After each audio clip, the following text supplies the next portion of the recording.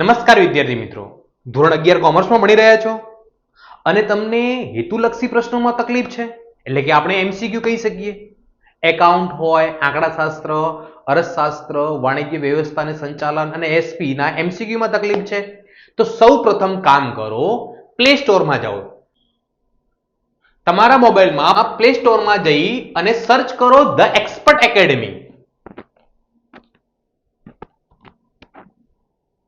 The expert academy અને અહીંયા the expert academy શું કરતું તમે ઇન્સ્ટોલ કરી દો.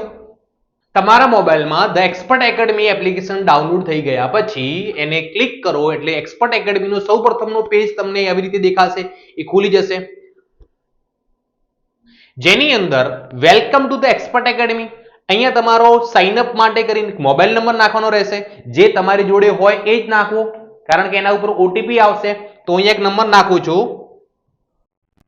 મોબાઈલ પર એક ઓટીપી મળશે, એ ઓટીપી અહીંયા નાખી દઈશું આપણે. ઓટીપી નાખ્યા પછી એવી રીતે તમારે તમારું નામ અને એક ઈમેલ એડ્રેસ લખવાનું રહેશે. તમારું નામ અને ઈમેલ એડ્રેસ નાખ્યા પછી લેટ્સ ગેટ સ્ટાર્ટેડ એની અંદર કરશો એટલે તમારે એક નોટિફિકેશન આવશે, allow the expert academy to send you notification. તો એની અંદર અલાઉ કરી દઈશું આપણે. તો આવી રીતે તમને મળી જશે. હવે તમારે એમસીક્યુ નું સોલ્યુશન જોઈએ છે તો અહીંયા 3 ડોટ્સ દેખાય, એના પર ક્લિક કરવાનું રહેશે અને દરેક વિષયના એમસીક્યુ એકદમ ફ્રી છે, એટલે ફ્રી મટીરિયલમાં જઈશું આપણે. ફ્રી મટીરિયલમાં 3 ઓપ્શન મળશે, ડોક્યુમેન્ટ, વિડીયો અને ટેસ્ટ. તો આપણે ટેસ્ટની અંદર જઈશું. ટેસ્ટની અંદર ધોરણ 11 ની અંદર જુઓ એક ડેમો તમને બતાવું છું, અત્યારે એમસીક્યુ નું ડેમો બતાવું છું. તો આપણે અહીંયા હું ડેમો ની અંદર એટેન્ડ કરું છું.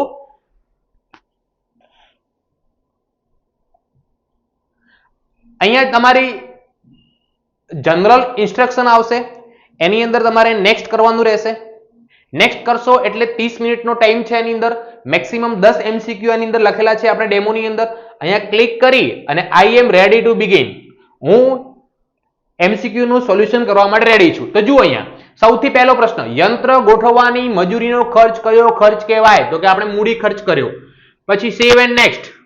ભાઈ ધંધાના માલિક દ્વારા ધંધા માટે જે રોકાણ કરવામાં આવે તેને શું કહેવામાં આવે? મૂડી. Save and next. હું એવી રીતે ફટાફટ જવાબ કરતો જાઉં છું. પછી છેલ્લે આપણે રિઝલ્ટ પણ જોઈ શકીએ છીએ.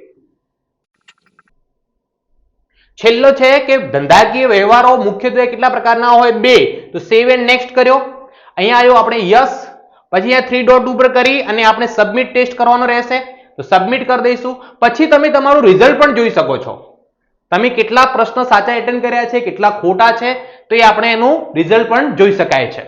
જુઓ ઓવરઓલ પરફોર્મન્સ હે ના, 10 માંથી 10 એટેન્ડ કર્યા, સ્કોર કેટલો છે? 7. 10 માંથી 7 સાચા છે, એટલે 70% એક્યુરેસી કહી શકાય.